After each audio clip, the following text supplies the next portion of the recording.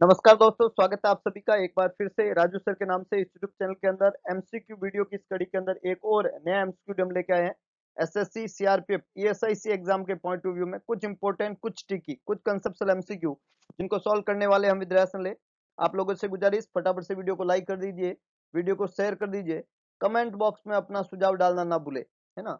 इसके अलावा एक काम करें, इस चैनल को अभी तक आपने सब्सक्राइब नहीं किया तो सब्सक्राइब कर दीजिए और मैक्सिमम लोगों तक रीच करवा दीजिए ताकि मैक्सिमम लोग इस बेहतरीन एमसीक्यू सेशन का फायदा उठा सके और एक बेहतरीन फ्यूचर की तरफ एक बेहतरीन फ्यूचर की तरफ खुद जो है बढ़ सके और एक अच्छा सुखद भविष्य की अनुभूति कर सके।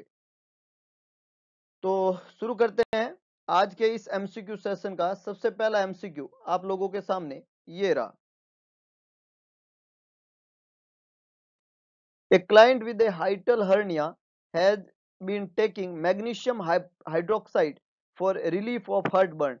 Overuse of magnesium-based antacid can cause the client to have first option है constipation, second है weight gain, third है anorexia और fourth यहाँ पे है diarrhea. Which is the correct one? फटाफट से जवाब लिखिएगा।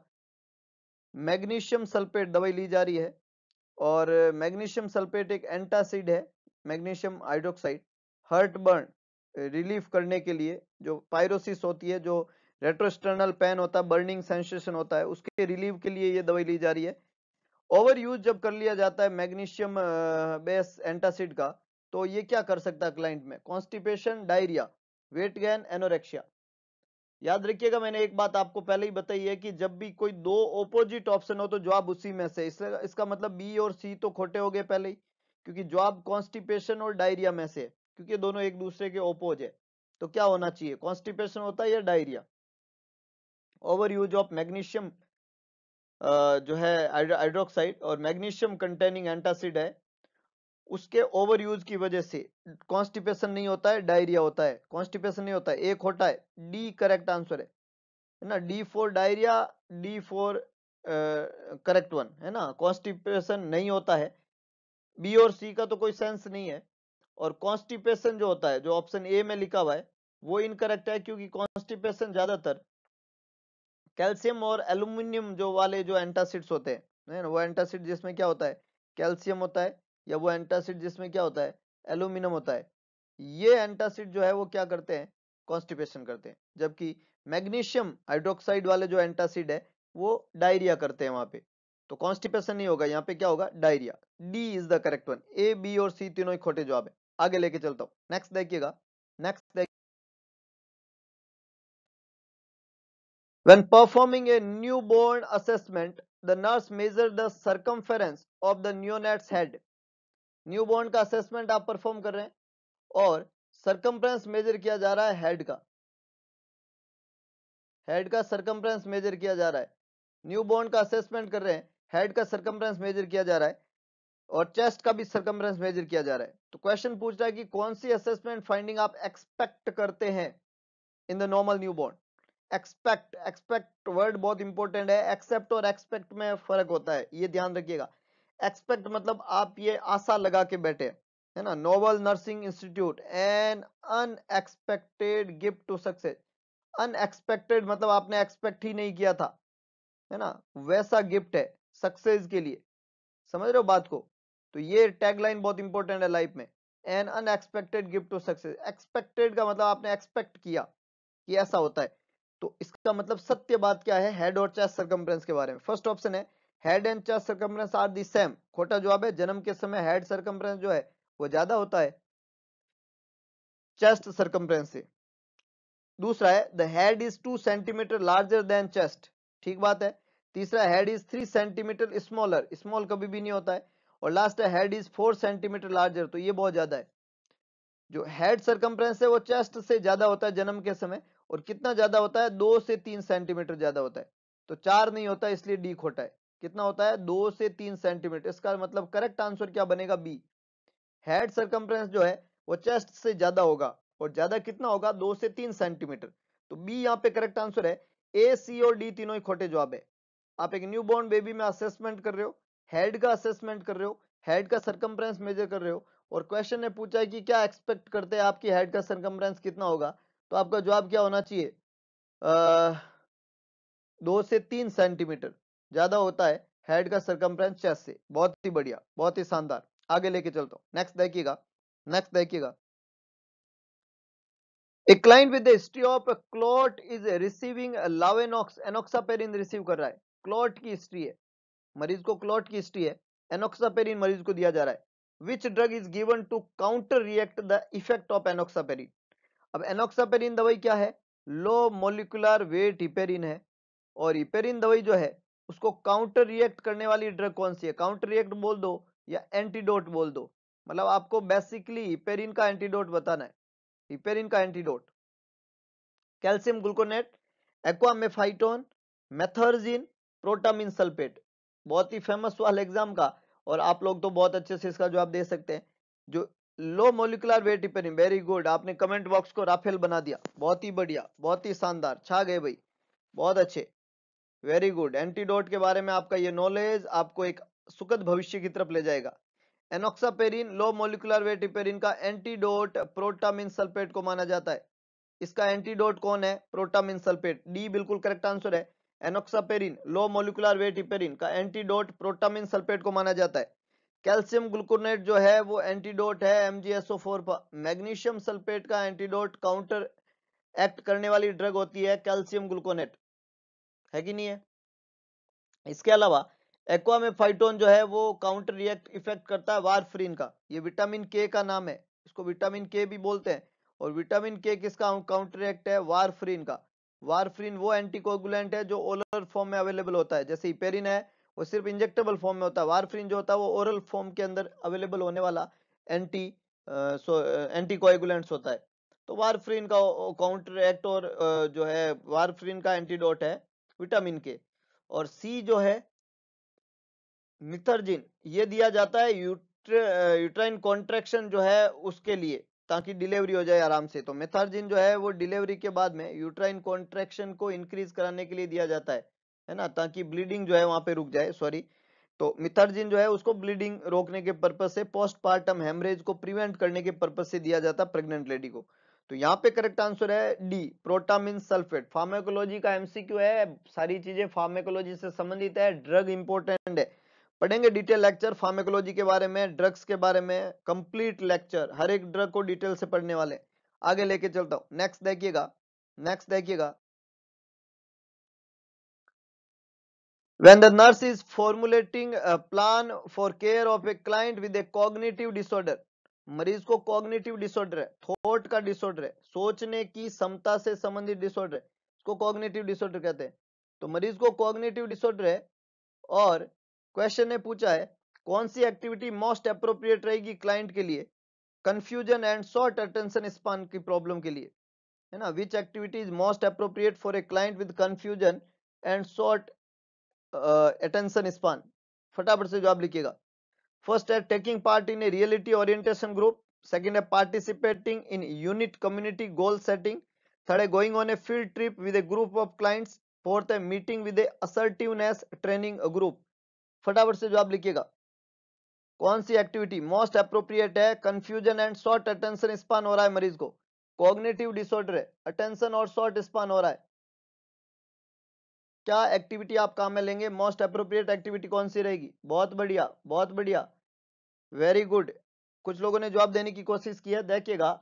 अटेंशन और short span, short attention span और कंफ्यूजन की जो प्रॉब्लम है, कॉग्निटिव डिसऑर्डर की जो प्रॉब्लम है, उसके लिए सबसे अप्रोप्रिएट एक्टिविटी है कि वो पार्ट टेक करे रियलिटी ओरिएंटेशन ग्रुप के अंदर। ए यहाँ पे करेक्ट आंसर है। जो रियलिटी ओरिएंटेशन ग्रुप होते हैं वो उसके अंदर उसको जो है भाग लेना चाहिए। ये एक्टिविटी उसके कंफ्यूजन को ठीक करने के लिए सबसे ज्यादा अप्रोप्रिएट है। ऑप्शन बी, सी और डी, यूनिट कम्युनिटी गोल, फील्ड ट्रिप या असर्टिवनेस ट्रेनिंग प्रोग्राम इसके लिए सूटेबल नहीं है। तो बी, सी और डी तीनों ही खोटे जवाब है। सबसे पहला सूटेबल और मोस्ट अप्रोप्रिएट जो एक्टिविटी रहेगा वो है कि वो रियलिटी ओरिएंटेशन ग्रुप में पार्ट टेक करें, उसमें भाग ले, तो उसके लिए बेहतर रहेगा। बहुत बढ़िया, बहुत ही शानदार। आगे लेके चलता हूँ, नेक्स्ट देखिएगा। नेक्स्ट ये है नोबल नर्सिंग इंस्टीट्यूट। आपको एक काम करना है, नोबल नर्सिंग इंस्टीट्यूट के नाम से प्ले स्टोर पे जाना है, टाइप करना है Noble Nursing Institute. Play Store पे जाना है, टाइप करना है नोवल नर्सिंग इंस्टीट्यूट। ऐप का लोगो दिखेगा, ये लोगो दिखेगा आपको, ये लोगो दिखेगा ऐप का, नोवल नर्सिंग इंस्टीट्यूट। जब आप प्ले स्टोर पे टाइप करेंगे तो आपको ऐप का ये लोगो दिखेगा। उस ऐप को आपको इंस्टॉल करना है, क्योंकि फ्यूचर लेक्चर जो है, बहुत सारी चीजें जो है हम ऐप के थ्रू डिलीवर करेंगे आपको। तो आप ऐप को इंस्टॉल करके रखिएगा ताकि आप लोगों को मैक्सिमम फायदा पहुंच सके। नोवल नर्सिंग इंस्टीट्यूट के नाम से ऐप मिलेगा प्ले स्टोर के ऊपर, सर्च करिए, ऐप को इंस्टॉल कर दीजिए और लाइफ लॉन्ग के लिए जुड़ जाइए एक बेहतरीन एजुकेशन प्लेटफॉर्म के ऊपर। ऐप को स्टारिंग देना ना भूलें, स्टारिंग दे, रेटिंग दे और अपना व्यू जरूर लिखें ऐप के बारे में। दो चीजें आप जरूर करें, उसको स्टार दें जो जो भी स्टार कंटेंट करता है, और उसमें व्यू जरूर दें आप, ये पहला काम करें। और दूसरा, ऑफलाइन क्लासरूम स्टडी जो है, नोबल नर्सिंग इंस्टीट्यूट के द्वारा ऑफलाइन क्लासरूम स्टडी का न्यू बैच स्टार्ट हो रहा है सून। सीट लिमिटेशन है, रजिस्ट्रेशन ओपन है। रजिस्ट्रेशन करने के लिए 8949993477 पीछे @SBI लिखना ना भूले, 8949993477 गूगल पे, भीम पे, फोन पे, पेटीएम के थ्रू आप यहाँ पे अपना रजिस्ट्रेशन कंफर्म कर सकते हैं। नंबर के पीछे @SBI लिखेंगे तो आपका रजिस्ट्रेशन आसान हो जाएगा। सोमशेखर के नाम से ये रजिस्ट्रेशन होगा। नोवल नर्सिंग इंस्टीट्यूट में ये रजिस्ट्रेशन आपको ऑफलाइन क्लासरूम स्टडी के लिए बहुत ही बेहतरीन प्लेटफॉर्म। तो जल्दी से रजिस्ट्रेशन करें, ऐप को इंस्टॉल करना ना भूलें, प्ले स्टोर पे जाएं, ऐप को इंस्टॉल करें और रेटिंग जरूर करें। ये एक दो इंपॉर्टेंट काम आपको करना है, एक तो ऐप को इंस्टॉल करना है तुरंत प्रभाव से, और दूसरा रजिस्ट्रेशन करके अपनी सीट को कंफर्म करना है। बैच कब स्टार्ट होगा, फीस क्या रहेगी और कहाँ पे इंस्टीट्यूट का ऑफलाइन बैच लगेगा, ये इंफॉर्मेशन बहुत जल्द आपके पास में पहुंच जाएगी। आपको अभी दो काम करने हैं और बस जुड़े हुए रहिएगा, आगे लेके चलता हूं। नेक्स्ट देखिएगा, नेक्स्ट देखिएगा। The mother of a child with hemophilia asked the nurse which over the counter medication is suitable for a child joint discomfort. The nurse should tell the mother to purchase. Haemophilia का बच्चा है, पूछ रही है कि कौन सी over the counter medication जो है वो सूटेबल है उसके बच्चे के जॉइंट डिस्कम्फर्ट के लिए। जब भी उसके बच्चे को जॉइंट में डिस्कम्फर्ट हो रहा हो तो ओवर द काउंटर मेडिकेशन मतलब ऐसे ही वो खरीद ले खुद से ही, वो कौन सी दवाई होनी चाहिए। तो आप क्या बताएंगे, कौन सी दवाई बताएंगे जो वो खरीद सकती है? Ibuprofen, acetaminophen, acetyl salicylic acid ASA और नेप्रोक्सेन। फार्मेकोलॉजी आज इंक्लूड की हमने। फार्मेकोलॉजी आपको एक अच्छा प्लेटफॉर्म, अच्छा रिव्यू आपका। फार्मेकोलॉजी जो है वो सब्जेक्ट जो है आपके लिए बहुत इंपॉर्टेंट है एग्जाम के पॉइंट ऑफ व्यू में। मैक्सिमम क्वेश्चन यहाँ पुट करने की कोशिश की है, तो जवाब दीजिएगा आप, कौन सी ओवर द काउंटर मेडिकेशन वो लेडी को आप सजेस्ट कर सकते हो एनाल्जेसिक के तौर पे? चारों ही एनाल्जेसिक है, कौन सी आप सजेस्ट करेंगे? आपको वो एनाल्जेसिक सजेस्ट करना है जो ब्लीडिंग की रिस्क ना कर पैदा करे। हीमोफीलिया जो होता है ये क्लॉटिंग डिसऑर्डर है, और बच्चा किसकी रिस्क पे होता है, उसको कभी भी ब्लीडिंग हो सकती है। तो जितने भी एनसेड होते हैं, non steroidal anti inflammatory drugs जो होती है वो ब्लीडिंग कॉज करती है। इन चार दवाइयों में तीन एनसेड है। आइबुप्रोपेन एक एनसेड ग्रुप की दवाई है, ASA एनसेड ग्रुप की दवाई है, एस्प्रिन बोलते हैं इसको अपन, नेप्रोक्सेन एनसेड ग्रुप की दवाई है। तो A, C और D तीनों ही जवाब नहीं बन सकते, क्योंकि ये तीनों ही मेडिकेशन जो होती है ये ब्लीडिंग करवाती है। आइबुप्रोफेन भी क्या कराती है, ब्लीडिंग कराती है। एसिटामिनोफेन भी क्या कराती है, ब्लीडिंग कराती है ना। इन दवाइयों के अंदर से खून की बू आती है, ये खून निकलवाती है बॉडी से, इससे ब्लीडिंग होने की संभावनाएं बढ़ती है। हमारा बच्चा पहले से ब्लीडिंग की रिस्क के ऊपर है, तो ये दवाई ब्लीडिंग कराती है। जो दवाई ब्लीडिंग नहीं कराती है वो एकमात्र दवाई है, लीवर टॉक्सिक जरूर होती है लेकिन ब्लीडिंग नहीं कराती है, उस दवाई का क्या नाम है, एसिटामिनोफेन। एसिटामिनोफेन वो दवाई है जिससे ब्लीडिंग नहीं होती है, और नहीं होती है तो ये क्या बनेगा, करेक्ट आंसर। तो बी यहाँ पे करेक्ट आंसर है, एसिटामिनोफेन। एनाल्जेसिक का काम करेगी, ओवर द काउंटर यूज कर सकता है एसिटामिनोफेन को जॉइंट डिस्कम्फर्ट के लिए। इसका कोई भी इफेक्ट नहीं होता ब्लीडिंग टाइम के ऊपर, और ये ब्लीडिंग नहीं कराती है। तो बी करेक्ट आंसर है, A, C और D तीनों ही खोटे जवाब है। बहुत ही बढ़िया, बहुत ही शानदार, आगे लेके चलता हूं। नेक्स्ट देखिएगा, नेक्स्ट देखिए, Which home remedy is suitable to relieve the itching associated with varicella? Question ने क्या पूछा है, वेरिसेला के साथ में एसोसिएटेड, वेरिसेला के साथ में एसोसिएटेड है ईचिंग, तो कौन सी होम रेमेडी जो है वो सूटेबल है रिलीव के लिए, आराम के लिए? वेरिसेला के साथ में एसोसिएटेड है ईचिंग, सुटेबल होम रेमेडी कौन सा रहेगा रिलीव के लिए? वेरिसेला जोस्टर है ना, वेरिसेला, चिकन पॉक्स का पॉजिटिव ऑर्गेनिज्म है चिकन पॉक्स। चिकन पॉक्स बीमारी है, इचिंग होती है, वेरिसेला का इंफेक्शन के साथ वजह से इचिंग है। कौन सी सुटेबल होम रेमेडी है? फर्स्ट है dusting the lesion with baby powder, apply gauze saturated in hydrogen peroxide, using cool compressed of normal saline, और applying a paste of baking soda and water. Which is the correct one? Soothing agent कौन सा है? Soothing agent, pruritus जब भी होती है तो हम सूदिंग एजेंट काम में लेते हैं। सूदिंग एजेंट, सूदिंग वर्ड का मतलब है वो चीज जिससे ठंड ठंड पैदा होती है, ठंड पैदा होती है, मारवाड़ी में कहते हैं ठंड वापर जाती है। तो सूदिंग एजेंट कौन सा है इसके अंदर? जवाब दीजिएगा, सूदिंग एजेंट कौन सा है? यहाँ पे ये जो चार ऑप्शन दिए हुए हैं, इन चार ऑप्शन के अंदर अगर आप बेकिंग सोडा और वाटर का पेस्ट बना के अप्लाई करें, बेकिंग सोडा का पेस्ट अप्लाई करें और पानी वहां पे यूज करें, तो ये सूदिंग एजेंट का काम करेगा, इचिंग को मिनिमाइज करेगा और वेरिसेला के वेसाइकल जो है उनको ड्राई करने में मदद करेगा। तो डी यहाँ पे करेक्ट आंसर है। जो वेसाइकल बनते हैं, फ्लूइड फिल्ड लीजन बनते हैं, उसको ड्राई करने में मदद करता है ना, सूदिंग इफेक्ट देगा, इचिंग को मिनिमाइज कर देगा। और डी यहाँ पे करेक्ट आंसर बनेगा। ए, बी और सी तीनों ही खोटे जवाब है। ए, बी और सी तीनों ही खोटे जवाब है। बेबी पाउडर रिकमेंडेड ही नहीं होता है जो है वहां पे, और जो ए ऑप्शन में लिखा हुआ है। और बी और सी इनकरेक्ट है क्योंकि हाइड्रोजन peroxide और सलाइन जो है वो कभी भी इचिंग को जो है मिनिमाइज नहीं करती है। हालांकि ये वेसाइकल को क्रस्ट होने से प्रिवेंट कर सकती है, लेकिन इसका काम जो होता है ये इचिंग को मिनिमाइज करना नहीं होता है। तो तीनों ही खोटे जवाब है, ए, बी और सी। डी बिल्कुल करेक्ट आंसर है। बहुत ही बढ़िया, बहुत ही शानदार। आगे लेके चलता हूं, नेक्स्ट देखिएगा, नेक्स्ट देखिएगा। When a nurse is caring for a newborn with hypospadias, which statement describe hypospadias? Newborn baby है, हाइपोस्पेडियस हो गया बच्चे को, कौन सा स्टेटमेंट हाइपोस्पेडियस को डिस्क्राइब करता है? फर्स्ट है urinary meatus is located on the underside of the penis rather than the tip.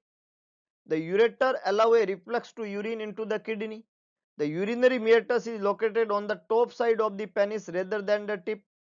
The bladder lies outside the abdominal cavity. फटाफट से जवाब लिखिएगा, which is the correct one? Which is the correct one? Hypospadias बोला है यहाँ पे, हाइपोस्पेडियस। एक होता है हाइपो, एक होता है एपिस्पेडियस।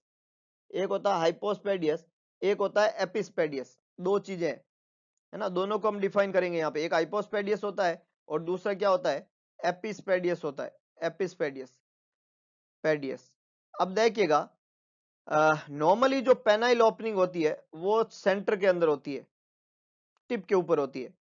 अब ये नीचे हो तो हाइपो है और ऊपर हो तो एपी है। ऊपर वाली सरफेस को डोर्सल सरफेस कहते हैं, नीचे वाली सरफेस को वेंट्रल सरफेस कहते हैं। तो अगर ये ओपनिंग वेंट्रल सरफेस पे हो इसको हाइपोस्पेडियस कहते हैं, और ये डोर्सल सरफेस को हो तो इसको एपिस्पेडियस कहते हैं। तो दो कंडीशन है, एपी मतलब डोर्सल, हाइपो मतलब वेंट्रल। ये होनी चाहिए नॉर्मली सेंटर में। तो यूरिनरी meatus जो है जब लोकेटेड है under side, hypo side, lower side penis rather than the top, top पे नहीं है, वो अंडर साइड है, नीचे की तरफ है, हाइपो वाली जगह पे है, वेंट्रल सरफेस के ऊपर है, तब इसको हाइपोस्पेडियस कहते हैं। ए यहाँ पे बिल्कुल करेक्ट आंसर है। हाइपोस्पेडियस की डेफिनेशन पूछी थी। जबकि सी ऑप्शन जो लिखा हुआ है urinary meatus located top side के ऊपर पेनिस में rather than the tip, tip की बजाय कहां पे है? टॉप के ऊपर है।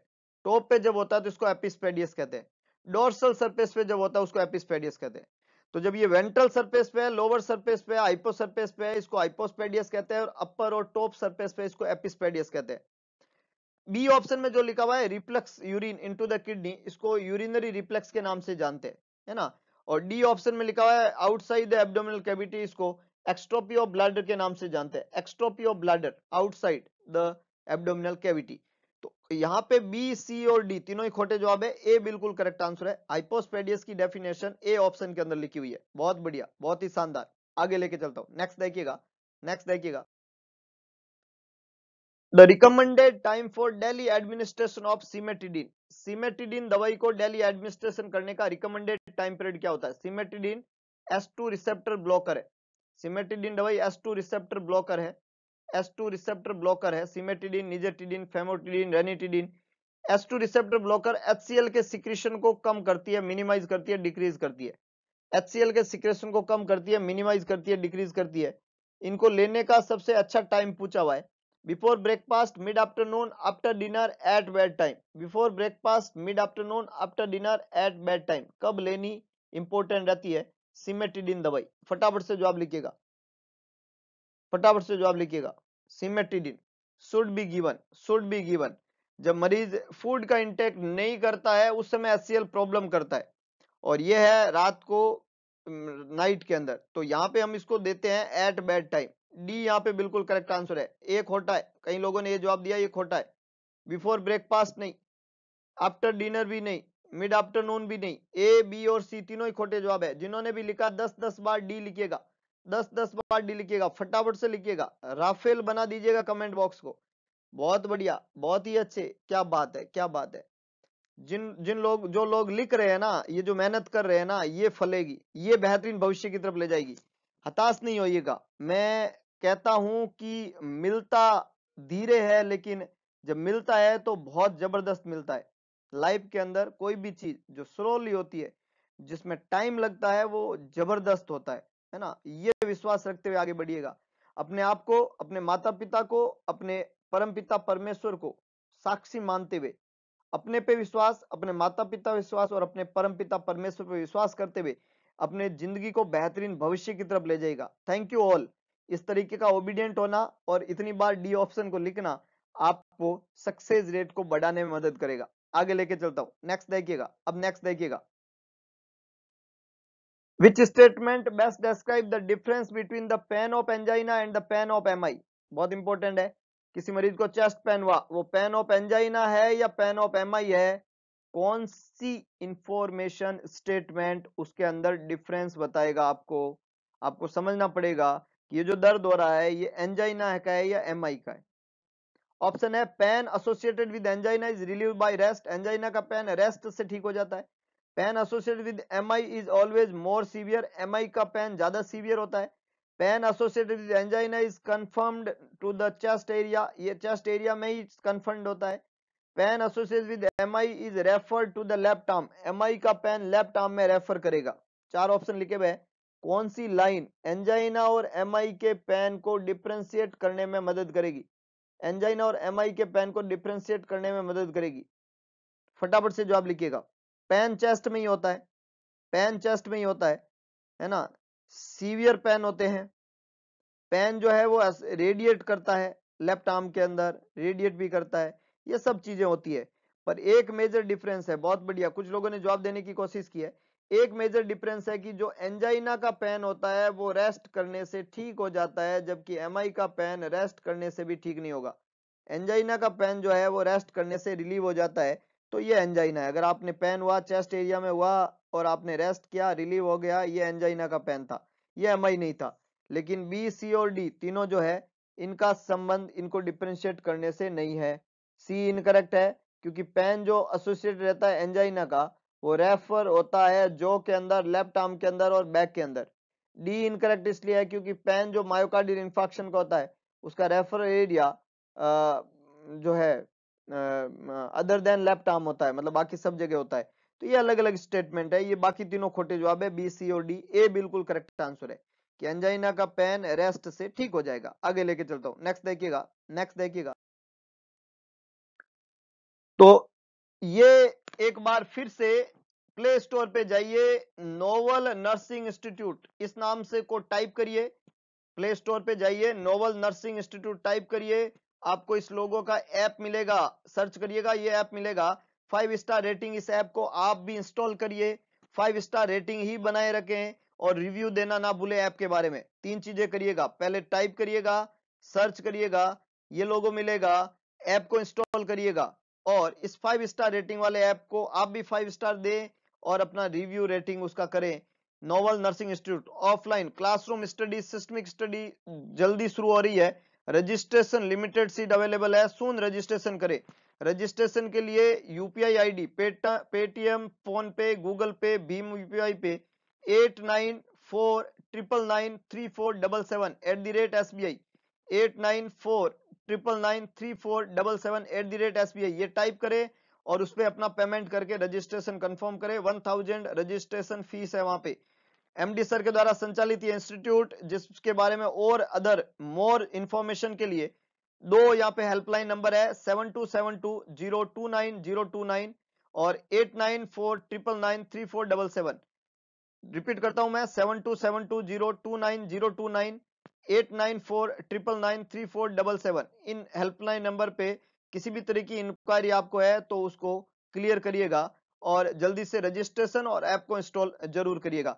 तो ये कुछ इंपॉर्टेंट इंफॉर्मेशन के साथ में कुछ इंपॉर्टेंट कुछ ट्रिकी एमसीक्यू आज हमने पढ़े। अगर आपको वीडियो पसंद आए तो वीडियो को लाइक करें, वीडियो को शेयर करें, कमेंट बॉक्स में अपना सुझाव डालना ना भूले। और इसके अलावा एक काम करें, भगवान कृष्ण ने कहा था कि सारथी बने स्वार्थी ना बने, तो दिखा दीजिए सारथीपन और कर दिखाइए ऐसा कि दुनिया करना चाहिए आपके जैसा। मिलते हैं दोबारा एक नई एनर्जी नए एमसीक्यू सेशन के साथ में, कुछ इंपॉर्टेंट कुछ ट्रिकी कुछ कंसेप्चुअल एमसीक्यू।